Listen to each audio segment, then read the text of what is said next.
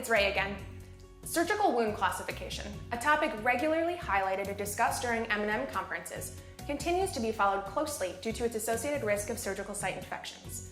It is also often used as a surrogate to assess quality of care, but unfortunately, evidence shows wounds continue to be misclassified on a regular basis. With this in mind, lead author Marilyn Butler and senior author Dagmar Rockstroh created a cheat sheet for wound classification of 114 common pediatric surgical procedures under their corresponding wound class, and used it during an educational intervention to examine the effect on wound classification accuracy. Their intervention first involved having all pediatric surgeons and OR nurses attend a class with educational slide presentations and case discussions. Then, they placed laminated posters of AORN wound classification algorithms and reference list of the pediatric procedures sorted by wound class in each operating room. They compared 200 cases before and 200 cases after the intervention, using the operative report to determine the most accurate wound classification based on the CDC guidelines.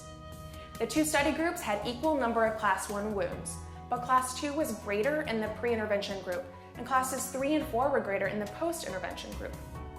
The number of cases that had to be corrected decreased from 35 to 9%, with the number of cases upgraded down from 24.5 to 9%.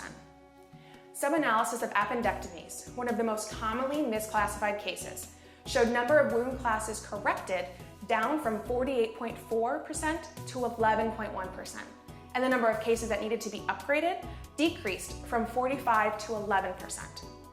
The long and short of it is, education on how to classify wounds can increase accuracy, thereby improving our ability to assess the risk of surgical site infections. And the wound classification of common pediatric surgical procedures created by Butler and colleagues may provide intraoperative guidance at your institution.